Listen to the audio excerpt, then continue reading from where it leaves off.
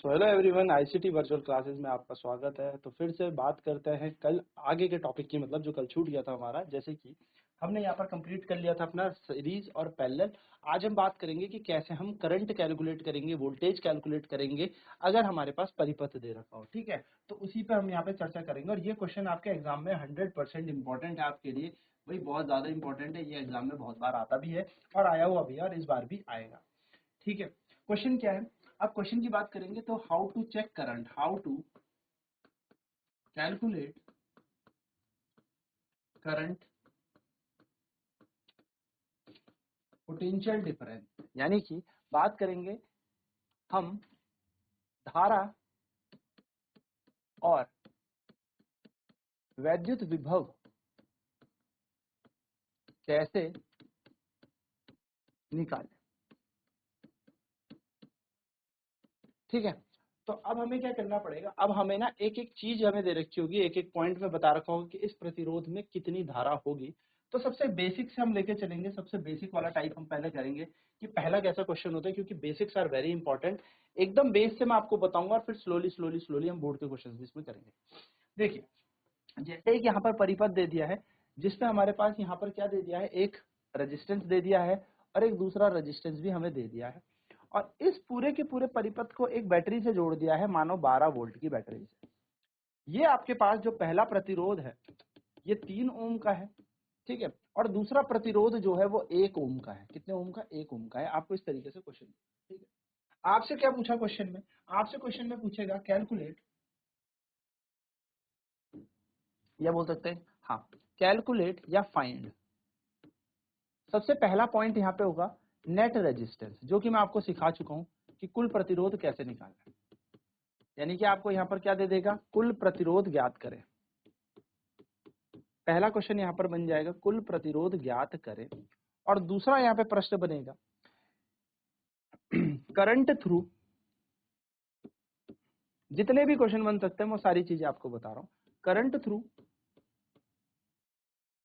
Each resistor, यानी कि प्रत्येक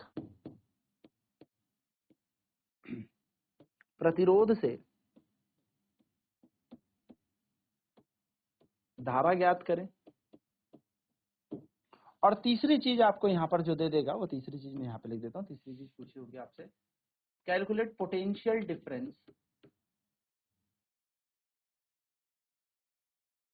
या बोल सकते हैं potential across R1 and R2। क्या बोल सकता है? या तो पोटेंशियल अक्रॉस R1 R2 बोल सकता है, या पोटेंशियल अक्रॉस ईच रजिस्टर आपको दे सकता है। क्या बोल सकता है? प्रत्येक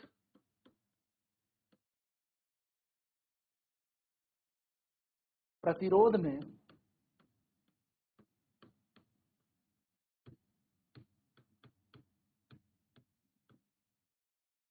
विभव।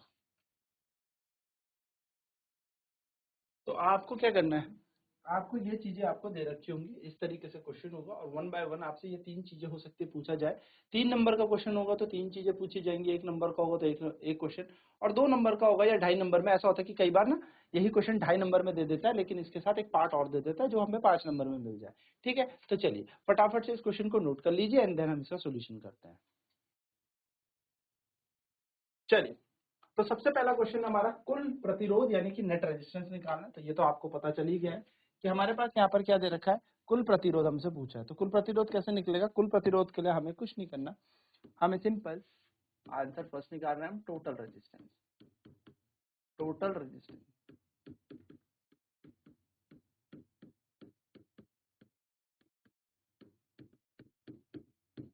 तो माना कुल प्रतिरोध जो है R है, तो हमें यहाँ पे दिख रहा है R1 और R2 श्रेणी क्रम में लगे हैं,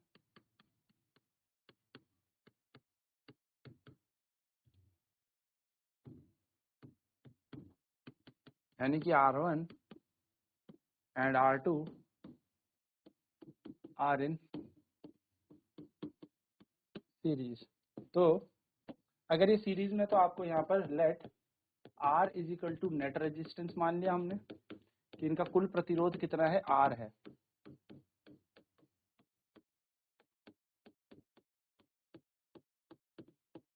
इनका कुल प्रतिरोध R है, तो R बराबर आ जाएगा R1 प्लस R2। R हमारे पास हो जाएगा 3 ओम प्लस 1 ओम यानी कि 4 ओम। तो पहला आंसर तो हमारे पास आ गया, पहला उत्तर हमारे पास आ गया, जिसपे हमसे क्या पूछा था, जिसमें हमसे पूछा है नेट रेजिस्टेंस निकालें। ठीक है, नेट रेजिस्टेंस हम आराम से निकाल लेंगे।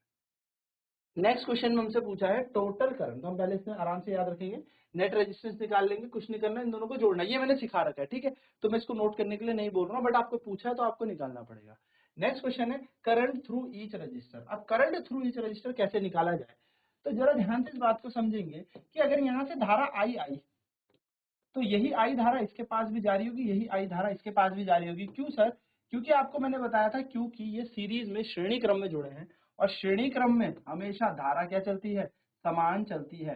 तो यहाँ पर कितनी धारा होगी आई, और यहाँ पर भी कितनी धारा होगी आई, यानी कि हम कुल परिपथ का जो हमने कुल प्रतिरोध निकाला है, उस प्रतिरोध से हम क्या निकाल लेंगे, धारा निकाल लेंगे, और जो धारा होगी वो दोनों के दोनों प्रतिरोध में समान होगी। यानी कि करंट निकालना बहुत आसान है, ओम्स लॉ लगाओ, V दे रखा है, I तो सेम होने ही वाला है, R हमने पूरा निकाल ही दिया। तो हम कैसे निकालेंगे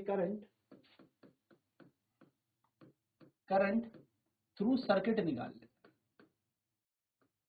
तो परिपथ में अगर हम धारा निकालते हैं, तो परिपथ में धारा हमें मिल जाए, तो भाई दोनों के पास समान करंट चल रहा है, सेम ही तो करंट चल रहा है, तो कैसे निकाला जाएगा। हमने देखा टोटल रेजिस्टेंस ऑफ सर्किट कितना है, टोटल रेजिस्टेंस ऑफ परिपथ का या परिपथ की कुल प्रतिरोध। तो जो परिपथ का कुल प्रतिरोध है वो हमारे R था, और R का मान हमने निकाला था 4 ओम। नाउ टोटल रेजिस्टेंस हमने निकाल लिया, हमें वोल्टेज कितना दे रखा है, 12 वोल्ट गिवन है। अप्लाई करें ओम के नियम को,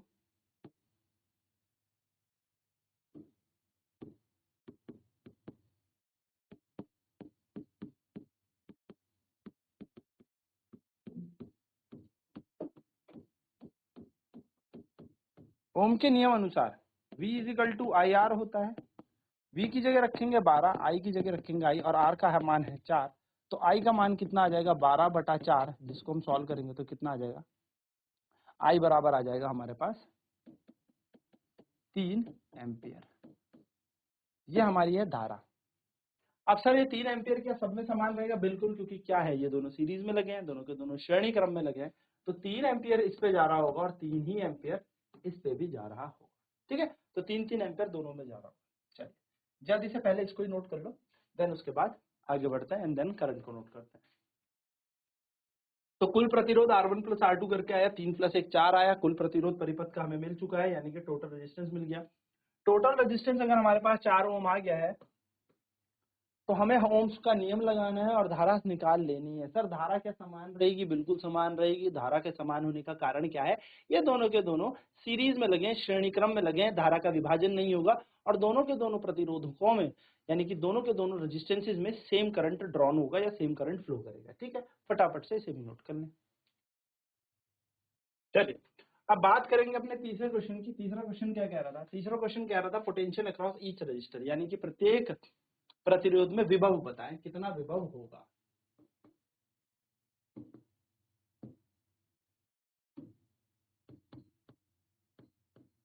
ठीक है, कितना विभव होगा। अब बात करते हैं विभव कैसे निकाला जाए, तो ध्यान से उस सर्किट को देखेंगे, उस परिपथ को देखेंगे, तो पहला प्रतिरोध ये था, दूसरा प्रतिरोध ये था, 12 वोल्ट की बैटरी यहाँ पर लगी हुई थी, यहाँ पर जो धारा गई थी वो गई थी 3 एम्पियर, और इस पे भी 3 एम्पियर, क्योंकि अभी हमने निकाली 3 ही एम्पियर धारा दोनों पे जाएगी। पहला प्रतिरोध 3 ओम का था, दूसरा प्रतिरोध 1 ओम का था। अब क्योंकि ये दोनों के दोनों सीरीज में लगे हैं, यानी कि श्रेणी क्रम में लगे हैं, तो विभव तो इन दोनों के दोनों प्रतिरोध, यानी कि R1 और R2, यानी कि ये जो R1 प्रतिरोध था और R2 जो रेजिस्टेंस हमारे पास है, यानी कि प्रतिरोध हमारे पास है, इनके पास वोल्टेज अलग अलग होगा। क्यों? क्योंकि ये दोनों सीरीज में लगे हैं। तो हम कहेंगे voltage across R1 is V1। मान लो, माना R1 के पास V1 वोल्टेज है, तो अगर इसके पास, मैं इसको यहां से हटा रहा हूं, ठीक है, एक सेकेंड,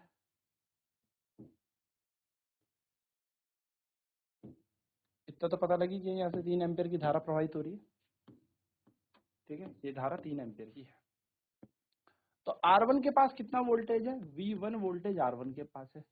सिमिलरली इसके पास कितना वोल्टेज, इसके पास V2 वोल्टेज है। धारा कितनी प्रवाहित हुई है, 3 एम्पियर।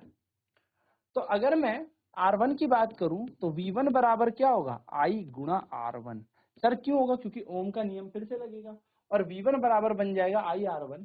तो V1 की जगह V1, I का मान कितना है, I का मान देखो 3 एम्पियर धारा है ना, ये 3 एम्पियर धारा जा रही है, और R1 का मान कितना है, 3 ओम।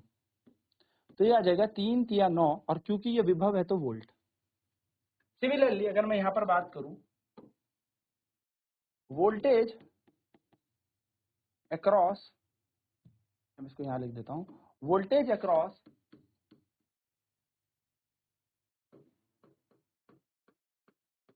R2, यानी कि R2 में विभव निकाला जाए, तो वो विभव माना कितना है, late voltage across R2 B V2। माना R2 में विभव कितना है, V2 विभव है, तो V2 बराबर क्या बन जाएगा, I R2। V2 ऐसे ही रखो, I का मान हम पे 3 एम्पियर है, रेजिस्टेंस 1 है, तो ये 3 वोल्ट बन जाएगा। तो V2 का मान आ गया 3 वोल्ट, V1 का मान कितना आ गया, 9 वोल्ट। आप एक चीज नोटिस करेंगे, ऊर्जा संरक्षण का सिद्धांत आप सभी ने पढ़ा है, law of conservation of energy पढ़िए कि ऊर्जा हमेशा संरक्षित रहती है। तो देखो वैसे ही विभव कितना था, 12 वोल्ट की बैटरी थी, तो 12 वोल्ट में से 9 वोल्ट किस प्रतिरोध पे गया, 3 ओम पे, तो 12 में से 3 गया, 9 गया, तो 3 वोल्ट किस पे गया है, 1 वोल्ट पे। और आप देखेंगे 9 और 3 हमारा किसके बराबर होता है, 12। यानी कि हमने इस क्वेश्चन को एकदम सही किया है, ये हमारा एकदम चेक करने का भी तरीका हो गया। तो बस इस तरीके से आपको क्वेश्चन करना, और ये तीनों के तीनों आंसर आपके पास आ जाएंगे, और अगर ये 3 नंबर का प्रश्न होगा तो आपको 3 नंबर यहाँ पे पूरे प्राप्त हो जाएंगे, ठीक है।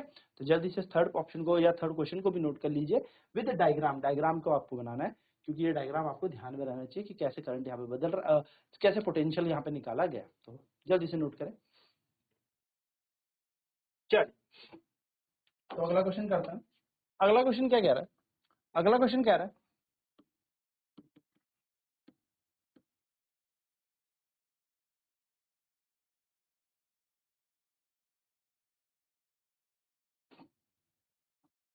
एक रेजिस्टेंस आपके पास 2 ओम का, और दूसरा प्रतिरोध है आपके पास, इसको मान लो आप 4 ओम का, ठीक है। ठीक, ये हमारे पास ऐसे प्रतिरोध दे दी, और इनके साथ लगी है एक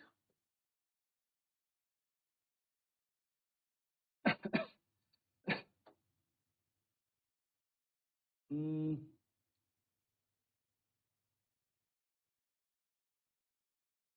12 वोल्ट की बैटरी, ठीक है। सबसे पहला क्वेश्चन देखो क्या बनेगा, पहला क्वेश्चन बनेगा calculate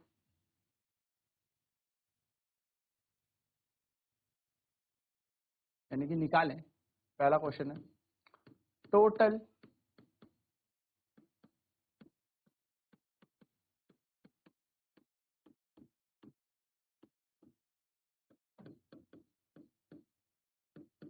circuit, total resistance circuit, यानी कि परिपथ का कुल प्रतिरोध, ठीक। दूसरा प्रश्न यहाँ पे बनेगा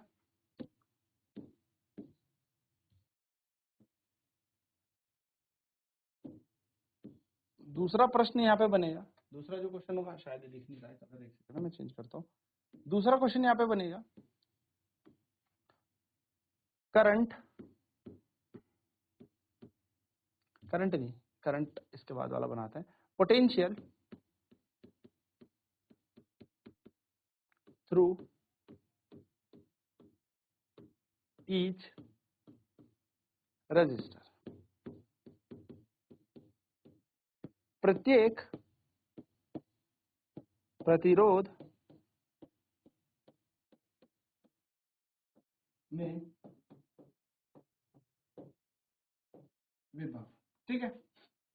और तीसरा क्वेश्चन बनेगा करंट थ्रू ईच रजिस्टर।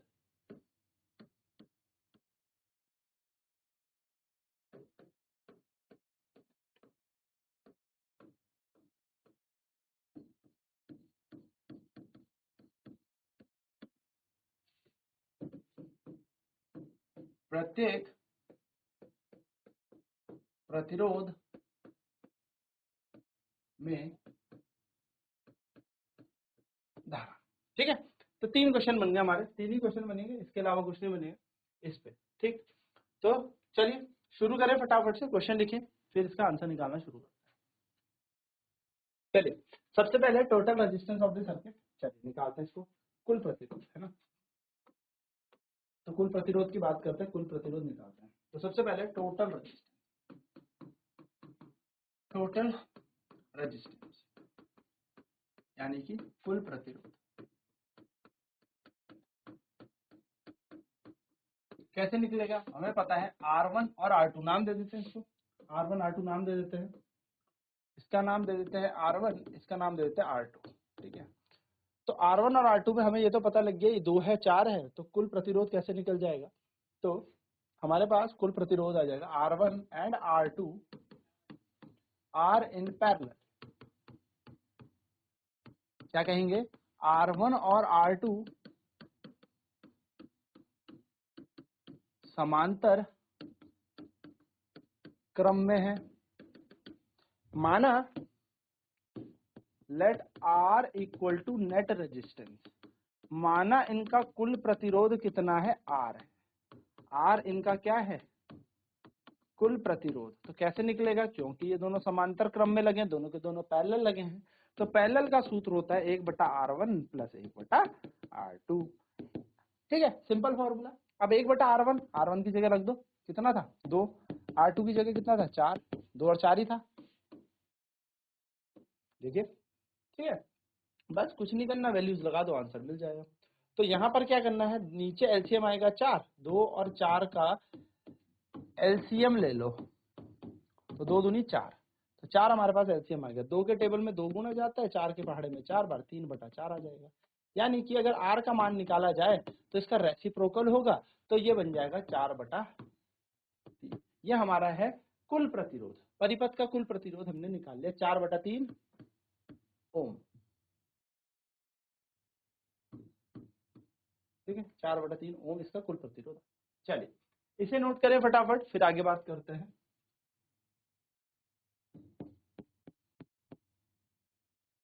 चार है, हाँ ये 9 मत बना देना चाहिए,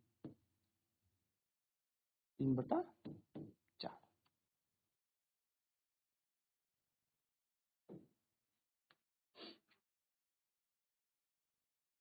चलिए अब इसका नेक्स्ट क्वेश्चन क्या कह रहा है, नेक्स्ट क्वेश्चन कह रहा है हमें कि टोटल रेजिस्टेंस हमने निकाल लिया, अब पूछ रहा है पोटेंशियल थ्रू ईच रजिस्टर, प्रत्येक प्रतिरोध पे आपको क्या निकालना है, तो आपको प्रत्येक प्रतिरोध में आपको विभव निकालना है, विभव यानी कि वोल्टेज। अब आप देखिए ये दोनों के दोनों कैसे लगे हैं, पैरेलल लगे हैं, समांतर क्रम में लगे हैं, और यहाँ पर और कोई प्रतिरोध नहीं है।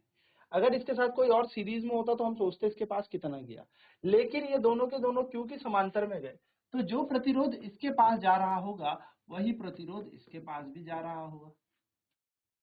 सिंपल सी बात है, जो प्रतिरोध इसके पास जा रहा होगा वही प्रतिरोध इसके पास जा रहा होगा। पर सर क्या हम यहाँ पर धारा समान नहीं कर सकते, तो आपका जवाब होगा नहीं, धारा यहाँ पर हम सेम नहीं कर सकते, करंट को सेम नहीं रख सकते, क्योंकि जब यहाँ से करंट आया होगा तो कुछ ऊपर चला गया होगा I1 और उसका कुछ हिस्सा नीचे चला गया होगा I2, यानी कि करंट यहाँ पर I1 और I2 होगा, करंट का यहाँ पर विभाजन हो जाएगा, परंतु यहाँ पर जो विभव है वह समान रहेगा। इसलिए वोल्टेज जो भैया दूसरे R2 पर है, R2 के पास जो वोल्टेज है, ठीक है, वो निकाल लिया जाए तो जितना वोल्टेज इसके पास है उतना ही वोल्टेज इसके पास भी जाएगा। ठीक, वोल्टेज दोनों पे क्या होगा, समान, यानी कि जो वोल्टेज इसका है वही वोल्टेज इस पे भी जाएगा। कितना जाएगा, तो कितना है 12 वोल्ट लगी है बैटरी, तो इसके पास कितने वोल्टेज होगा 12 वोल्ट, और इसके पास भी कितना वोल्टेज होगा 12 वोल्ट, काम खत्म। क्योंकि ये दोनों के दोनों कैसे लगे हैं, समांतर, दोनों के दोनों कैसे लगे हैं, पैरेलल लगे हैं, पैरेलल में, यानी कि जब भी समांतर क्रम में होंगे तो पैरेलल में हमेशा, समांतर क्रम में हमेशा विभव समान होगा, पोटेंशियल हमेशा सेम होगा। ठीक है, तो इसका आंसर तुम्हारा आ गया 12 वोल्ट, बात ही खत्म। ऊपर भी नीचे भी 12 वोल्ट। तीसरा क्वेश्चन क्या कह रहा था? तीसरा क्वेश्चन कह रहा था करंट थ्रू ईच रजिस्टर, प्रत्येक प्रतिरोध द्वारा धारा। तो इस पे कितना था? ये था 2 ओम, ये कितना था? 4 ओम। इसकी धारा I1 मान ली, इसकी धारा I2 मान ली। हमें पता है भाई कि V1 यानी कि जो पोटेंशियल है इस पे थ्रू R1 वो V1 है और उसका मान 12 वोल्ट है। सिमिलरली जो पोटेंशियल हमारा R2 पर है, यानी कि जो दूसरे प्रतिरोध पे हमारे पास विभव है, जिसका नाम मैं यहाँ पर V2 दे रहा हूँ, हालांकि ये दोनों के दोनों सेम ही हैं, ये भी 12 वोल्ट है। धारा इसके लिए I1 जा रही है, धारा इस पे I2 जा रही है। V1 बराबर I1 R1 हो जाएगा और V2 बराबर I2 R2 हो जाएगा। बस V1 का मान निकाल लो, सॉरी V1 का मान कितना था? 12, I1 की जगह I1, R1 कितना है सर? तो 2 ओम है। तो धारा कितनी निकल जाएगी यहाँ पर? I1 का मान आ जाएगा 12/2 6, तो धारा आ गई यहाँ 6 एम्पियर। कितनी एम्पियर? 6 एम्पियर यहाँ पर धारा आ गई। सर क्या यही धारा नीचे जाएगी? नहीं। क्यों नहीं जाएगी सर? क्योंकि यहाँ पर जो परिपथ है वो समांतर है, पैरेलल सर्किट है। नाउ V2 की जगह रखेंगे 12, R2 का मान देखो वहां पे 4 ओम दे ही रखा है क्वेश्चन में, I2 ऐसी और यहाँ पे आ जाएगा 4, तो I2 बराबर आ जाएगा 12/4 और 12 से जाएगा 3, तो I2 का मान कितना हो जाएगा? 3 एम्पियर। तो भाई ऊपर कितना करंट जा रहा है? ऊपर धारा जा रही है 6 एम्पियर की और नीचे कितनी धारा जा रही है, यानी कि I2 कितना जा रहा है? वो जा रहा है 3 एम्पियर। ठीक है, चलिए तो ये हमने क्या निकाल दिया? प्रत्येक में प्रतिरोध में, हर प्रतिरोध में हमने क्या निकाल दिया? धारा निकाल दी। चलिए जल्दी से कर ले। अब यहाँ से ना आपसे कई बार एक क्वेश्चन और पूछ लेता है कि total current in the circuit बताओ। तो total current in the circuit क्या होगा? तो क्वेश्चन नंबर 4 हम यहाँ पे लिखेंगे इसी पे आगे कि टोटल करंट इन सर्किट अगर पूछ ले, यानी कि परिपथ में कुल धारा, तो इसको निकालने के 2 तरीके। पहला तरीका आप किसी से भी एग्जाम में करें, दोनों सही है। पहला तरीका फर्स्ट मेथड में यहाँ पे बताने जा रहा हूँ कि पहला कौन सा तरीका है जिससे आप कर सकते हो। भाई जो कुल करंट है, यानी कि नेट धारा जो है, टोटल रेजिस्टेंस जो, सॉरी करंट जो है, नेट करंट जो है, जिसको हम कुल धारा कह सकते हैं, कुल विद्युत धारा कह सकते हैं, मान लिया वो आई है।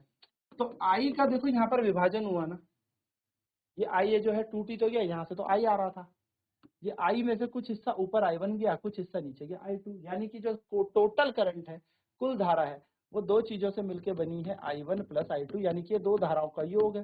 तो 9 प्लस 3, सॉरी 6 प्लस 3, सही है ना? बिल्कुल 6 प्लस 3 6 एम्पियर, 3 एम्पियर जोड़ दें तीन दोनों को तो 9 एम्पियर हमारा आंसर है। तो पहला तरीका यह है कि आपने क्या कर दिया? कुल धारा कैसे निकाली? दोनों धाराओं को जोड़ दिया कि आई जो धारा जा रही थी उसका विभाजन हुआ और विभाजन जाने के बाद क्या हुई थी भैया? जोड़ने के बाद 9 एम्पियर आ गया। पहला तरीका तो ये है, ठीक है। दूसरा तरीका इस पे क्या होगा? सेकंड मेथड कैसे निकाला जाएगा? आपको एग्जाम में सिर्फ एक ही मेथड यूज करना है जो आपको अच्छा लगे। इस पूरे सर्किट का वोल्टेज 12 वोल्ट था भाई, इतना हमें पता था, 12 वोल्ट की बैटरी लगाई थी, और इस पूरे सर्किट का रेजिस्टेंस जो हमने निकाला था वो निकाला था 4/3 ओम। आप ध्यान दें 4/3 ओम हमने इसका परिपथ का क्या निकाला था? प्रतिरोध निकाला था। तो कुल धारा आई हमें निकालनी है, तो ओम के नियम अनुसार V बराबर IR होता है। According to Ohm's law V equals to IR। V की जगह पर रखेंगे 12, I की जगह रखेंगे हम I और R की जगह रखेंगे 4/3। वैल्यू निकालनी है I की, तो I की वैल्यू आ जाएगी 12 × 3/4, 4 1 4, 4 3 12। पता है आपको ये 3 ऊपर जाएगा 4 नीचे जाएगा, तो 3 दिया 9। तो आप चाहे तो ऐसे करें तब भी आपका आंसर 9 एम्पियर है। यानी कि अगर आप कुल रेजिस्टेंस लेंगे, टोटल रेजिस्टेंस लेंगे, कुल प्रतिरोध आप यहाँ पे लेंगे, तो कुल प्रतिरोध से आप कुल धारा निकाल सकते हैं। और जब आप पर्टिकुलर रेजिस्टेंस लेंगे तो आप पर्टिकुलर करंट निकालेंगे, उस पर्टिकुलर, उस निश्चित प्रतिरोध पे आप धारा निकालेंगे। तो ये 2-4 चीजें आपको ध्यान में रखनी। चलिए जल्दी से दोनों मेथड भी नोट कर लो क्योंकि टोटल करंट भी पूछा जाता है।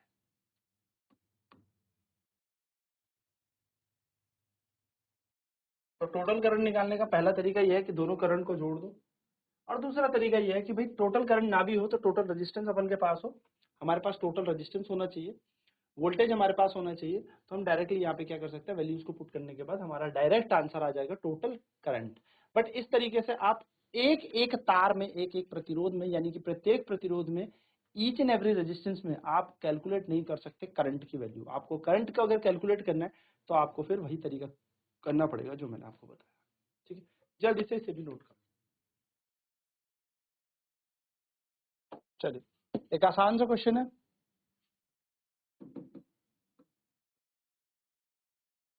सेम ही है, सेम टू सेम, कोई परिवर्तन नहीं कर रहे, बस मान बदल रहे हैं।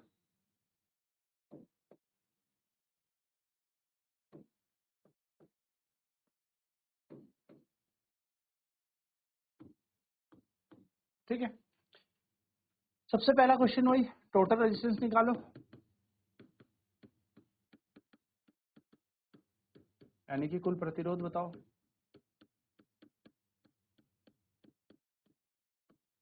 दूसरा क्वेश्चन, वोल्टेज बताओ थ्रू ईच रजिस्टर। ठीक है, थ्रू ईच रजिस्टर, यानी कि प्रत्येक पे बताना है, प्रत्येक प्रतिरोध पे, ईच रजिस्टर।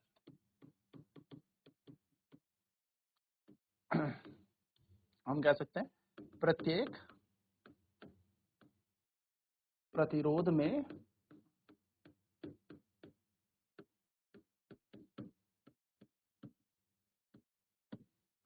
और तीसरा है current through each resistor. Same question वही है, कोई नया नहीं, बस वैल्यूज बदली हैं, यानी कि प्रत्येक प्रतिरोध में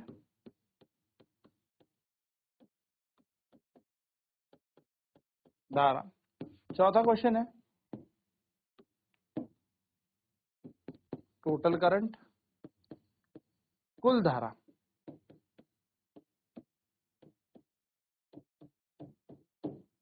ये चार क्वेश्चन है। ठीक है, चलिए हो जाइए शुरू। तो ये क्वेश्चन आपका होमवर्क क्वेश्चन है। ठीक है, इसी क्वेश्चन को कल हम आगे कंटिन्यू करेंगे, कल इसका मैं आंसर आपको बताऊंगा। तो आईसीटी वर्चुअल क्लासेस में जुड़ने के लिए धन्यवाद, आपका दिन शुभ हो।